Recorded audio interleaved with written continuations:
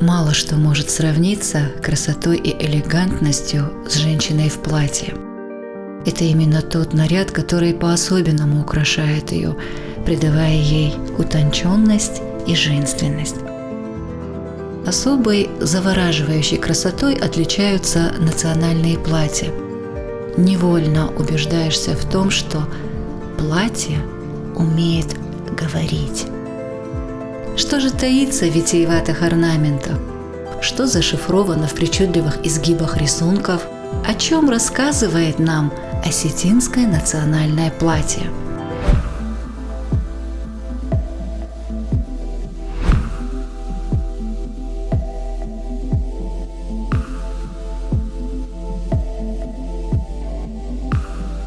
То, что хранится у нас в хранилище, то, что выставлено, это очень объемный материал, который дает нам представление об одежде того времени.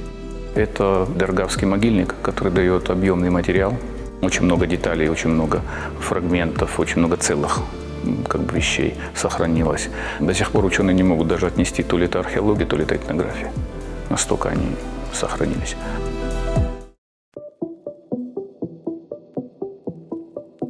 Начиная с бронзового века, когда количество предметов, украшений и аксессуаров дает нам представление о том, какая могла быть одежда, и параллели, которые мы можем проводить относительно изображений на бронзовых вещах, мы можем анализировать и делать какие-то выводы.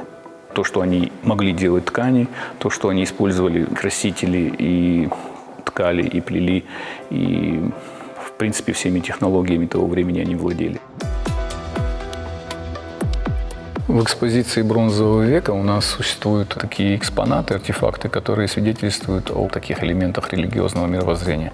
В частности, тот фарн, который в иранском обществе сформировался как понимание благодати, посланной Всевышним с неба.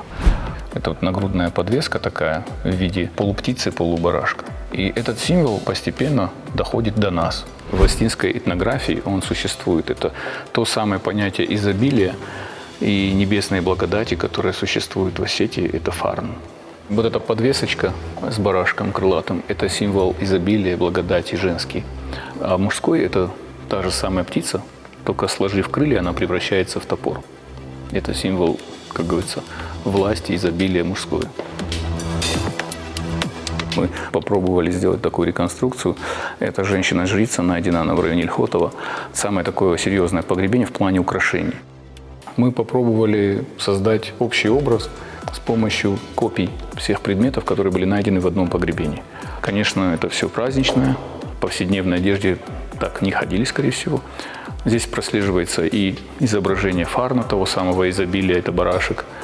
Очень много символики религиозной. В те времена известны были красители, минеральные красители, попытки эмалировать. Первые пасты из натуральных камней делали на натуральном животном клею, и затирали их в пазы и полировали, и получалось красивое украшение или оружие, которое со цветными вставками. Цвета лазурита, рыжие, красные, разные. Они плохо сохраняются, но следы в оружии и в украшениях сохраняются. Браслеты, накосники, они символизируют змею, как оберег, как символ матери. В осетинском мировоззрении змея – это символ женщины, это оберег домашний. Это хозяин места, хозяин дома. И есть поверье о том, что змея может заглатывать камень и впоследствии отрыгнуть бусину, которая исполняет желание. И такой камень берегли и хранили в специальной шкатулке. Ее заворачивали в шерсть, и в год один раз ее могли достать в определенное время и сделать омовение молоком, собрать всех родственников, показать ее.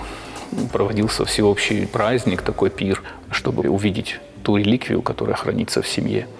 Сукурай Фардагана называется по-осетински. Обилие бус в бронзовом веке, я думаю, говорит о том, что все-таки это религиозное поверье, оно очень древнее. Кубанская культура очень ярко представляет себя на мировом пространстве культурном.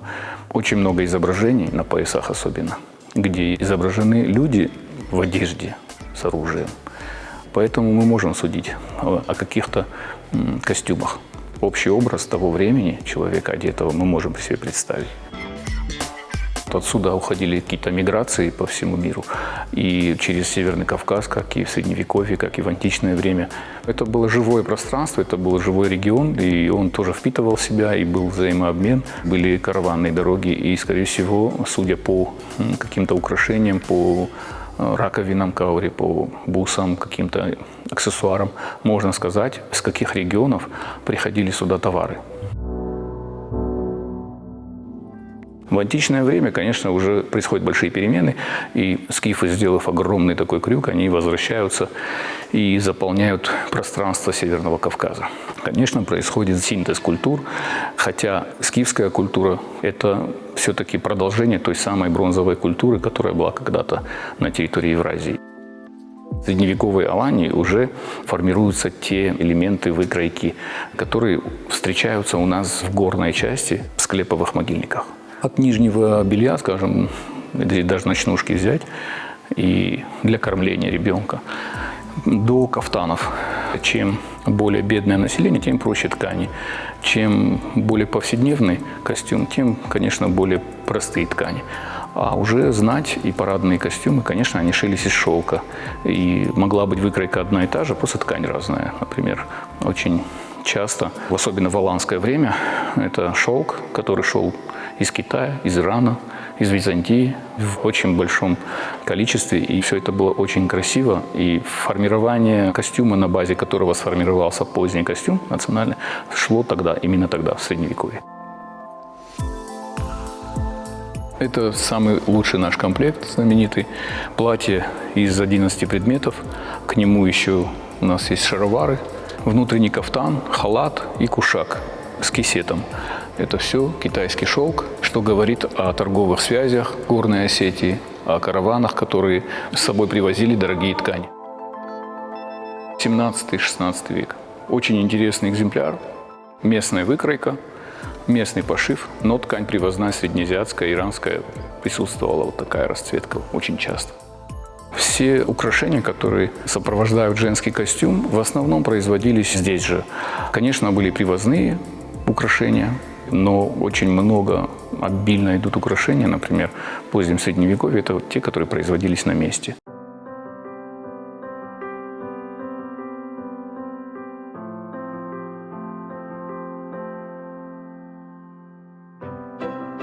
Очень большое влияние оказало на Осетию то, что на Кавказ пришла Российская империя. Потому что Осетия стоит прямо на таком стратегическом направлении торговых путей. И все самые лучшие ткани, все самые красивые ткани, они проходили всегда через эти караванные дороги. И хорошие ткани оседали во Владикавказе, когда была построена крепость. И осетины очень быстро перестроились и стали использовать привозные ткани. И атласные, и шелковые, и хорошую промышленную ткань, сукно. И все это дополнялось рукоделием осетинских девушек. Но в то же самое время то золотное шитье, те аппликации, те вышивки, которые могли быть в позднем Средневековье, там, они постепенно уходят на второй план. Во-первых, это очень дорого, потому как все это серебро, позолоченное, и сами ткани очень богатые. И если ты на фактурной ткани еще делаешь золотное шитье, то это вызывает оляпистость. Считалось дурным вкусом, когда слишком дорогая ткань, красивая ткань, которую ты еще и закрываешь какими-то украшениями.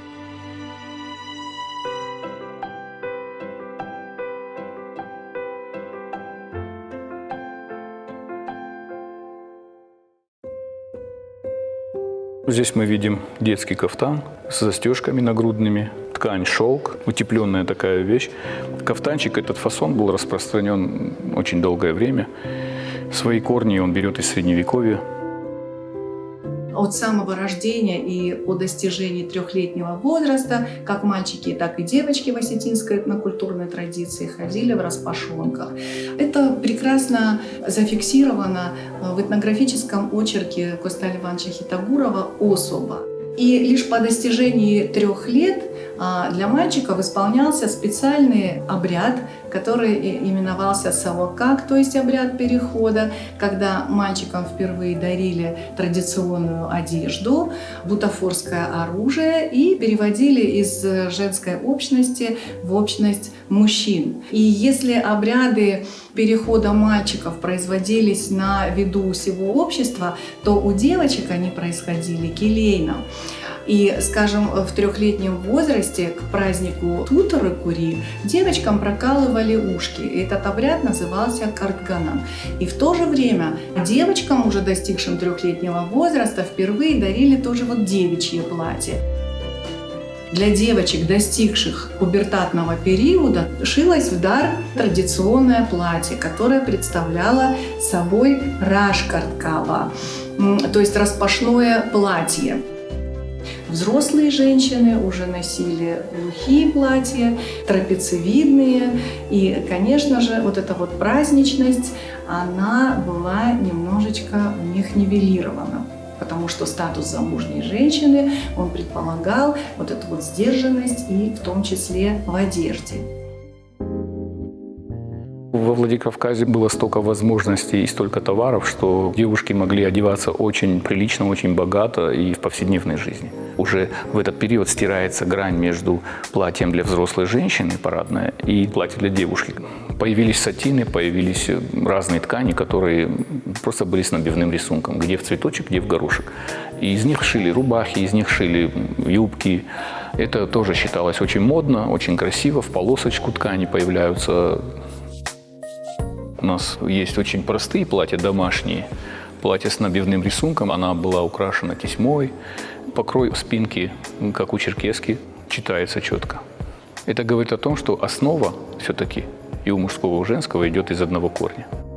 Помимо тех привозных тканей, которые в Алании присутствовали, в Горной Осетии присутствовали, шелковые ткани, которые попадали сюда из Ирана, было еще и местное производство, и ткани делали из крапивы, из льна, из шерсти, тонкая шерсть, грубая шерсть. Вариантов было очень много, и причем крапивные льняные ткани были настолько качественные, настолько тонкие, что внешне они красиво смотрелись. Платье крашеное красителями. Местная ткань ткалась на места. В каждом доме почти были ткацкие станки, каждый мог себе это все позволить и сделать. Красители были по цвету разнообразные. И кобальт был, и охра была, и много. Почти все красители известные, которые в Средневековье, они всеми пользовались. Будничная одежда, она отличалась даже в рукавах. Если мы будем говорить о этих нарукавниках, уалармтам, они праздничные, что называется спустить рукава. Праздничная одежда от трудовых будней отличает своими элементами. Второе функциональное предназначение, мифологическое, я бы сказала, что эти рукава имеют архетип крыльев птицы и посвящают и девочек, и женщин, и невест божественному покровительству. Хщин, вщин, они все имеют один корень. Хщинок, то есть птица. У этих рукавов еще есть следующее функциональное предназначение. Чтобы во время танца, во время любого другого обрядового действия не произошло тактильного контакта. Потому что, опять-таки, это было связано с этикетными нормами, нарушение которых могло повлечь за собой даже кровную месть.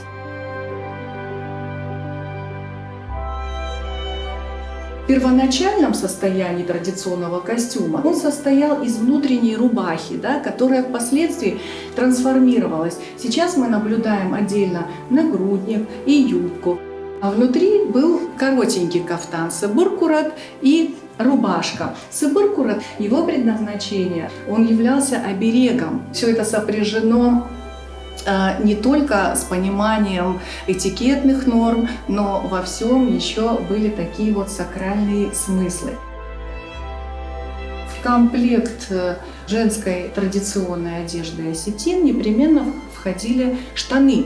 Узкие длинные брюки. Мы упоминания о них встречаем и в нартовском эпосе. В частности, ситуация, когда шатана вышла на берег реки в коротеньком бешмете, да? Соответственно, на ней были штанишки. Штанишки всегда являлись атрибутом женской одежды традиционной, но они были прикрыты вот этими либо коротеньким бешметом, либо вот длинными вот этими вот распашными платьями.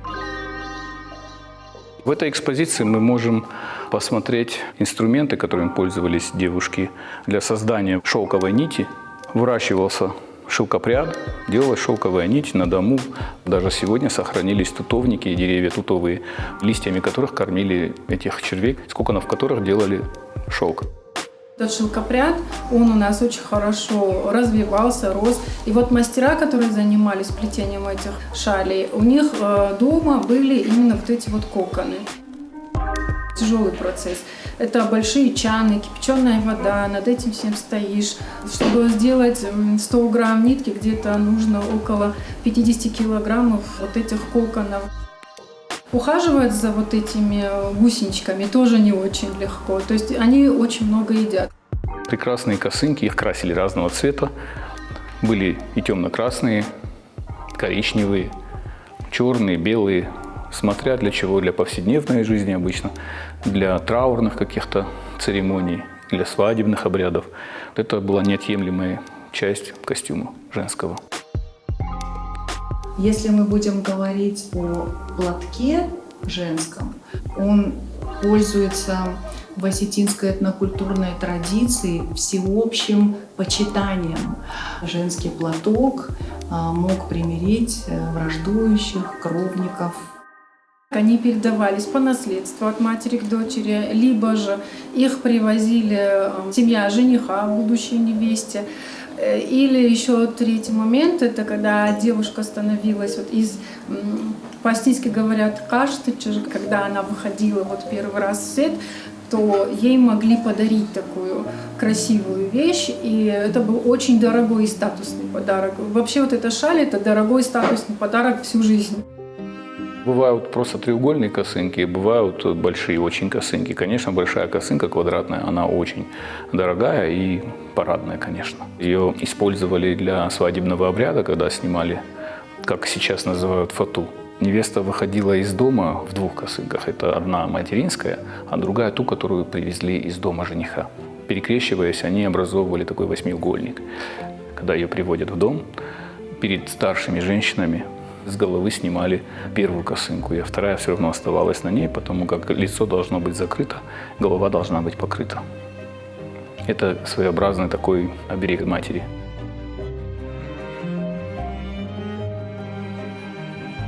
В шалях в основном растительный орнамент или геометрический орнамент. Растительный орнамент – это символ новой жизни, нового ростка, а невеста, она приходит в новый дом. Замужняя женщина, она ходила всегда с покрытой головой. И замужние женщины часто завязывали, даже подбородок у них был закрыт, и лоб был закрыт. Очень часто узелок ставили вот здесь наверху, такое тоже было. У нас есть фотографии, в которых именно астинки таким образом сняты. У меня волос не собран, волосы заплетали в косы. И если бы у меня была шапка, то я бы одела еще шапочку. И вот один край на одно плечо, и второй край на другой. Поскольку здесь очень длинные концы, то здесь они не падают. Но можно сзади их еще зацепить в небольшой такой узелочек. И вот.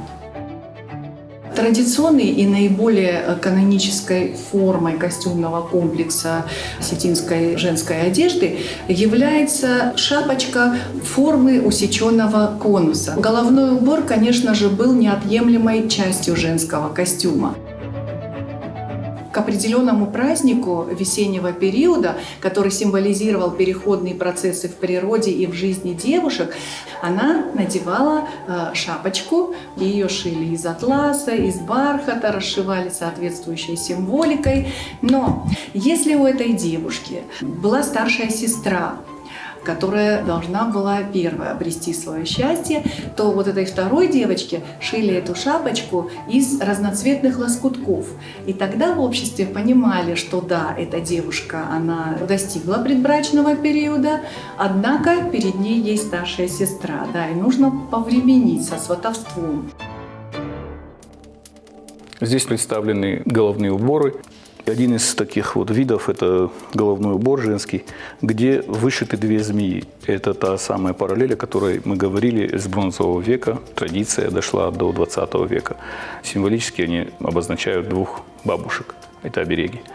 И в то же самое время шапочка пошита из 4 треугольников.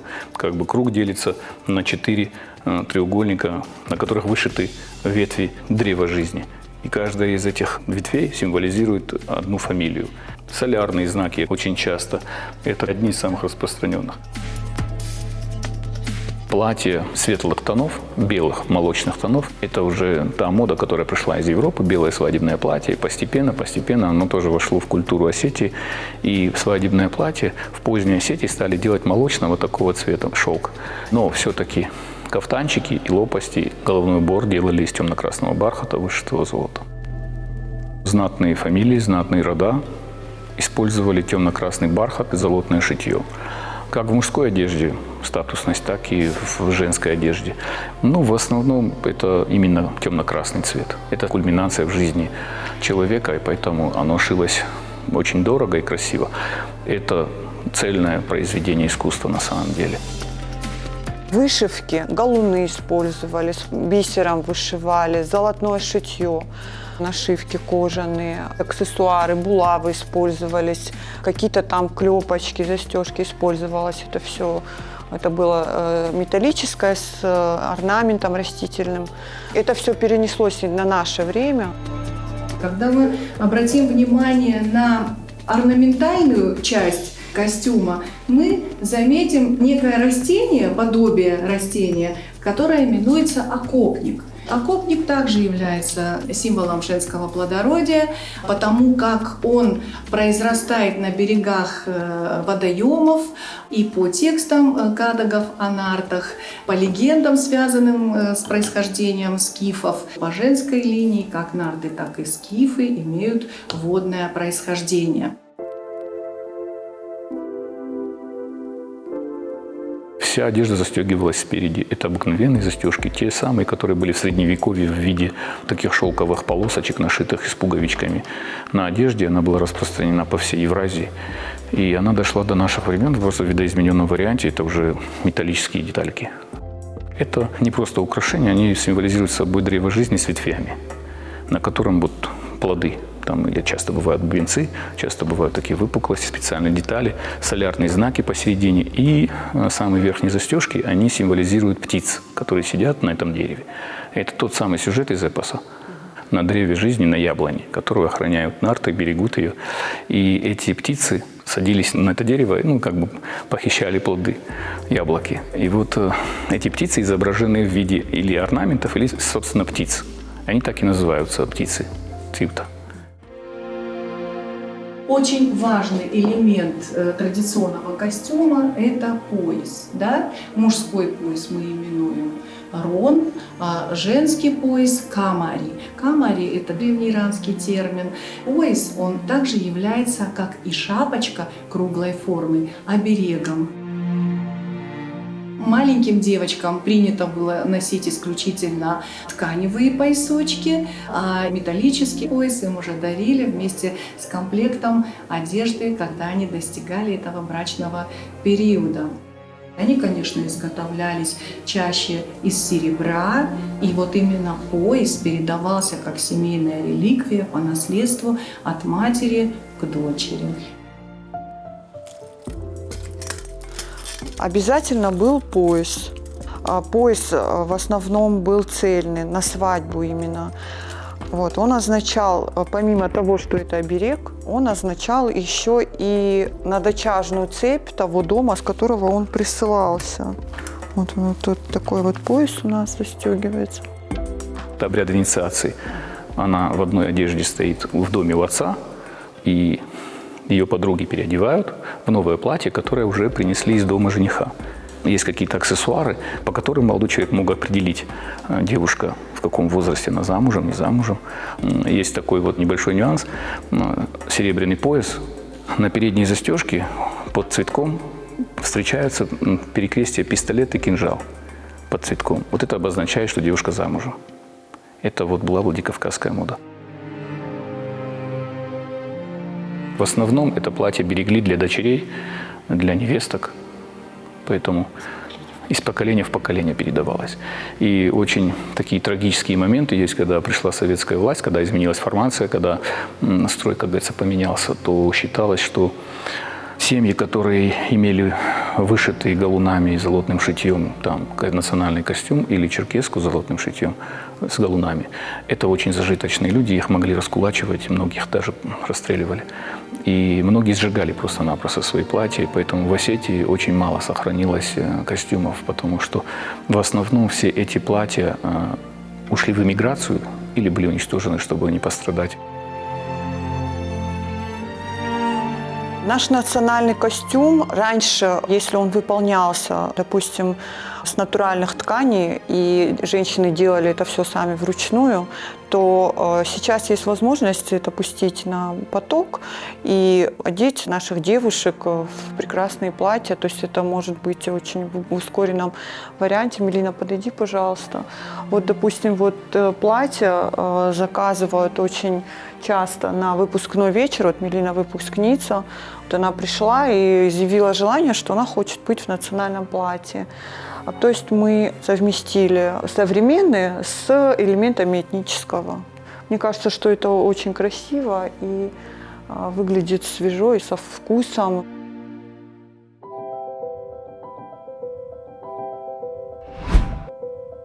Стилизованная одежда очень помогает нашему времени все-таки обернуться назад. Это единение настоящего и прошлого.